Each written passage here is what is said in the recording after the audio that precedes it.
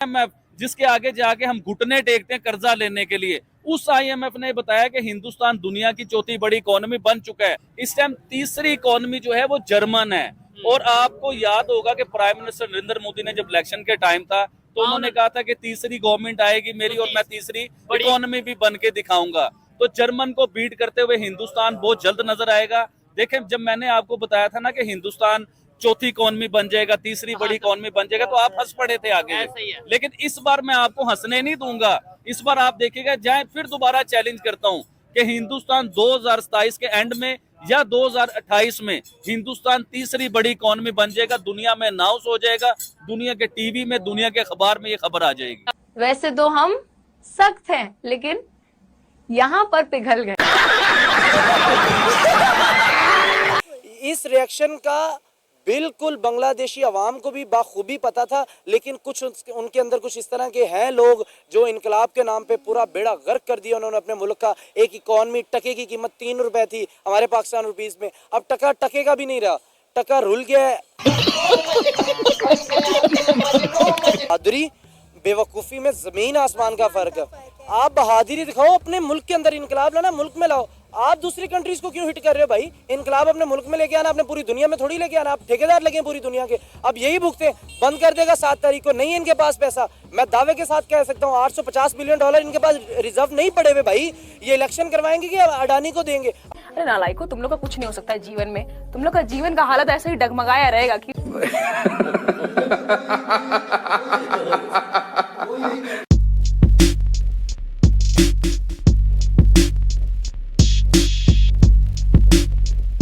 अच्छा, मुझे ये बताएं, क्या समझते हैं कि वो IMF जिसके पास हम जाते हैं कि भाई हमें $1 बिलियन दे दो, पाकिस्तान की हालत इस टाइम बेहतर नहीं है, 2 बिलियन 4 बिलियन 8 बिलियन दे दो, हम पाकिस्तान को चला लें, उसी IMF ने ये कहा है कि भाई इंडिया दुनिया की चौथी बड़ी इकोनॉमी बन चुकी है, ऑलमोस्ट 2025 में ऑफिशियली बन जाएगी। नहीं चौधरी साहब, ये खबर इस तरह है कि आज की ब्रेकिंग न्यूज, हाँ। सबसे पहले ये कहें कि आज की ब्रेकिंग न्यूज के हिंदुस्तान दुनिया की चौथी बड़ी इकोनॉमी बन चुका हुआ है। ये आपने कागजों में देखा होगा। देखें, एक रिपोर्ट शाया होती है, हर साल की नई रिपोर्ट होती है। तो वो जो रिपोर्ट आई है उसके मुताबिक तो हिंदुस्तान दुनिया की 5वीं बड़ी इकोनॉमी है।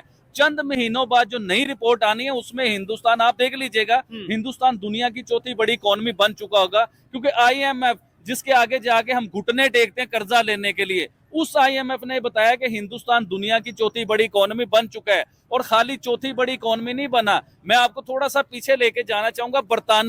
बरतानिया जिसने हमारे ऊपर, हिंदुस्तान के ऊपर राज किया, बड़े सगीर पाक हिंद होता था, इधर हमारे पर राज किया, जैसे चोरियां की, जैसे बहुत सी चीजें निकाल के अपने मुल्क में लेके गए, इवन के बड़ी ज्यादतियां की, बड़े जुल्म किए इस बड़े सगीर पाक हिंद के ऊपर उसने। तो हिंदुस्तान ने कान से पकड़ के उसे बीट किया, उसे दुनिया की 5वीं बड़ी इकोनॉमी खुद बना हिंदुस्तान। तो ये बहुत बड़ा उन्होंने काम किया, जिससे मेरा भी दिल खुश होता है कि बरतानिया को पीछे छोड़ा और बरतानिया की औकात बताई कि तुम हमारे ऊपर चढ़ के जो हुक्मरानी करते थे, आज हमने तुम्हें कान से पकड़ के दुनिया की इकोनॉमी में पीछे किया। उसके बाद आए आप जापान के ऊपर, जिसे बीट किया उसकी तो बात कर ही नहीं रहे हो, जापान के ऊपर आप आए। जापान की आपको याद होगा, इलेक्ट्रॉनिक चीजें आप ले लीजिए, जापान की कारें ले लीजिए, जापान की कोई भी इलेक्ट्रिक चीज आप ले लीजिए, वो बड़ी मशहूर और बड़ी क्वालिटी वाली, बड़ी आउटस्टैंडिंग चीज होती थी। इवन के मैं अपने घर में देख रहा हूँ जूसर और एक इस्त्री, कपड़े इस्त्री करने वाली जो इस्त्री होती है, ये बचपन से मैं देख रहा हूँ मेरे घर में जापानी यूज हो रही है, आज तक खराब नहीं हुई, छोटे मोटे काम निकल आते हैं। यानी कि जापान इतना सॉलिड और इतना मजबूत, गाड़ियां बनाने में दुनिया में पहले नंबर, इतनी मजबूत गाड़ी वो बनाता था। उसकी इवन के गाड़ी क्या बनाता था, हिंदुस्तान ने गाड़ियों में भी बीट किया जापान को, अपनी गाड़ी बहुत ज्यादा एक्सपोर्ट की। आपको पिछली खबर याद होगी ये वाली, मैं जानता हूं, पिछले साल की खबर है। जी हाँ, बहुत ज्यादा गाड़ियां एक्सपोर्ट की हिंदुस्तान से। आज सिर्फ गाड़ी एक्सपोर्ट, गाड़ियों में नहीं काटा उसने, हिंदुस्तान को इकोनॉमी में भी काट दिया है। जापान चौथे नंबर पे बैठा हुआ था, तो हिंदुस्तान ने उसे काट के जापान को खुद चौथे नंबर पे आ गया। तो ये बहुत बड़ी चीज है। अच्छा, चौथी इकोनॉमी, 5वीं इकोनॉमी तो आपको बता दी। इस टाइम तीसरी इकोनॉमी जो है वो जर्मन है। और आपको याद होगा कि प्राइम मिनिस्टर नरेंद्र मोदी ने जब इलेक्शन के टाइम था तो उन्होंने कहा था कि तीसरी गवर्नमेंट आएगी मेरी और मैं तीसरी इकोनॉमी भी बन के दिखाऊंगा। तो जर्मन को बीट करते हुए हिंदुस्तान बहुत जल्द नजर आएगा। देखें, जब मैंने आपको बताया था ना कि हिंदुस्तान चौथी इकोनॉमी बन जाएगा, तीसरी बड़ी इकोनॉमी बन जाएगा, तो आप हंस पड़े थे आगे। लेकिन इस बार मैं आपको हंसने नहीं दूंगा। इस बार आप देखिएगा, जाए फिर दोबारा चैलेंज करता हूँ कि हिंदुस्तान 2027 के एंड में या 2028 में हिंदुस्तान तीसरी बड़ी इकोनॉमी बन जाएगा, दुनिया में अनाउंस हो जाएगा, दुनिया के टीवी में, दुनिया के अखबार में ये खबर आ जाएगी। ठीक हो गया। और ये मैं समझता हूँ कि अब मुझे भी ये इम्पॉसिबल नहीं लगता। और मेरे ख्याल से और जब असल लड़ाई, असल पेचा जब हिंदुस्तान दुनिया की तीसरी बड़ी इकोनॉमी बनेगा ना, असल पेचा और असल लड़ाई तो जब शुरू होनी है, असल मजा जब शुरू होना है, क्योंकि 3 दुनिया की सुपर पावरें, 3 दुनिया के बड़े मुल्क, चाइना ले लीजिए दुनिया का बड़ा मुल्क, अमेरिका ले ले सुपर पावर दुनिया का सबसे बड़ा मुल्क, हिंदुस्तान ले ले दुनिया का बड़ा मुल्क, तो 3 बड़े मुल्कों की आपस में लड़ाई होगी इकोनॉमी की। और मैं आपको ये भी बता दूं, छोटी बात ना करें, हिंदुस्तान पहली इकोनॉमी भी बन सकता है दुनिया की। फिर बड़ी बात ये कॉरिडोर की अगर बात करें, जैसे हम सी पैक कहते हैं, सी पैक, इसी तरीके से भी ब्रिक्स में रिसेंटली अनाउंस हुआ है कि इंडिया, ईरान और रशिया ये अपना कॉरिडोर बना रहे हैं, ये इकोनॉमिक कॉरिडोर, मतलब एक पूरा रास्ता बना रहे हैं जिसके थ्रू वो ट्रेड करेंगे।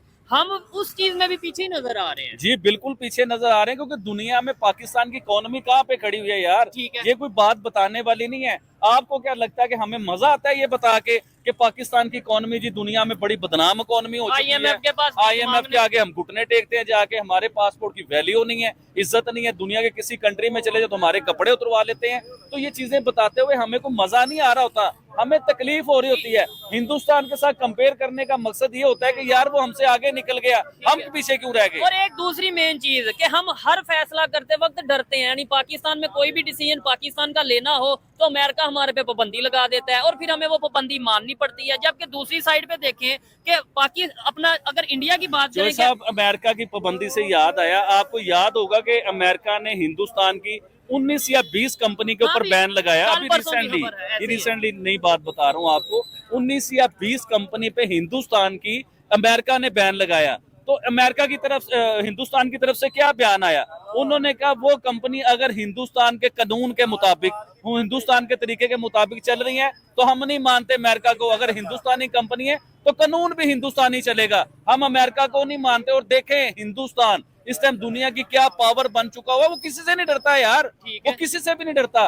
वो कहता है भाईजान मेरे कानून के मुताबिक आए, मेरे रूल के मुताबिक आए, चाहे तो अमेरिका है, चाहे तो रशिया है, चाहे तो जापान है, जो मर्जी है, मेरे रूल के मुताबिक जो हो रहा है वो बिल्कुल ठीक हो रहा है, मेरे कानून के मुताबिक। ठीक है। इवन कनाडा को भी मैं ये समझता हूँ कि कनाडा और अमेरिका की अगर बात करें, आजकल काफी ज्यादा एंटी इंडिया स्टेटमेंट दोनों साइड से आती नजर आ रही है, लेकिन आपको लगता है कि कनाडा खुद मुश्किल में फंस रहा है ऐसे मामला? कनाडा ने तो अपने आप को मुश्किल में फंसा दिया है अमेरिका के पीछे लग के। ठीक है। देखें अमेरिका, आपको आइडिया होगा कि हम अमेरिका के पीछे लगे तो आज बिजली से महरूम हुए हैं, इकोनॉमी से महरूम हुए हैं, आटे से महरूम हुए हैं, तो कनाडा लग रहा है इस टाइम प्रॉपर अमेरिका के पीछे। देखें अमेरिका बहुत बड़ी गेम खेलता है, बहुत बड़ा दिमाग है उसका, वो अपने ना इक्के दुक्के साथ रखता है। आज का जो हमारा टॉपिक है, मुझे लगा कि इस पर आपसे बेहतर डिस्कशन और कोई नहीं कर सकता। जैसा कि आप सब जानते हैं कि बांग्लादेश के अंदर अडानी ग्रुप का पावर प्लांट है, जो कि बड़े अरसे से बांग्लादेश को पावर सप्लाई का काम कर रहा था।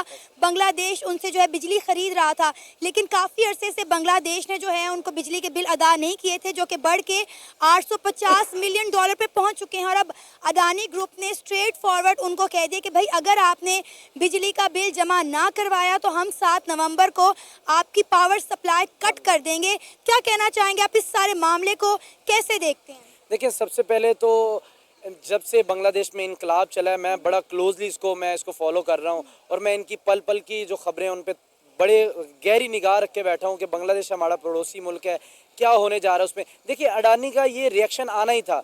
अगर मुझे कहीं ना किसी यूट्यूब पे पहले किसी ने मेरा अगर इंटरव्यू सुना, मैंने इस तरह के एग्रेशन का ऑलरेडी पहले पेशगोई कर चुका था कि इस तरह के मामला होने, अडानी ने अपनी ये बिजली पावर सेक्टर को, ये अगर इनसे बिल नहीं दिए जाने, मैंने पहले कह दिया था जब स्ट्राइक चल रही थी, मैंने कहा इनकलाब आ रहा है, इनके 80% जो शेयर हैं वो इंडिया से आए हुए हैं, बांग्लादेश के पावर सेक्टर अडानी ग्रुप का है। ये आप इस चीज़ को कितने आप गौर से समझें कि अडानी ग्रुप एक ग्रुप है, उसके 70% जो है वो बिजली दे रहा है बांग्लादेश को, इंडियन नहीं दे रहे, मतलब इंडिया की कंट्री नहीं दे रहा, सिंगल पर्सन एक इंडिया का बिजनेसमैन उनको दे रहा है। 60% अडानी दे रहा है, 20% नेपाल दे रहा है, लेकिन वो इंडिया के ही रास्ते दे रहा है, क्योंकि नरेंद्र मोदी ने वहाँ प्लांट लगा दिया था जब नेपाल को ज़रूरत थी। क्योंकि नरेंद्र मोदी की मैंने बात देखी है, वो जिस भी अपने पड़ोसी मुल्क को ज़रूरत होती किसी चीज़ों की, वो फाइनली ये नहीं कि भी आप ये हेल्प, वो टोटली उनको लगा के दे देते हैं।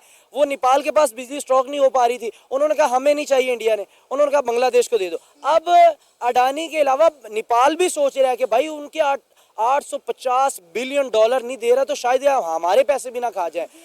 इस रिएक्शन का बिल्कुल बांग्लादेशी अवाम को भी बाखूबी पता था, लेकिन कुछ उनके अंदर कुछ इस तरह के हैं लोग जो इनकलाब के नाम पे पूरा बेड़ा गर्क कर दिया उन्होंने अपने मुल्क का। एक इकॉनमी, टके की कीमत 3 रुपए थी हमारे पाकिस्तान रुपीस में, अब टका टके का भी नहीं रहा, टका रुल गया है। इंडस्ट्री 50%, ये मैं एवं नहीं कह रहा कि 50%, मैं पूरा एक फिगर के साथ बता रहा हूँ कि 50% बांग्लादेश की इंडस्ट्री बंद पड़ी है भाई। खत्म, बाय बाय, टाटा, गुड बाय, गया।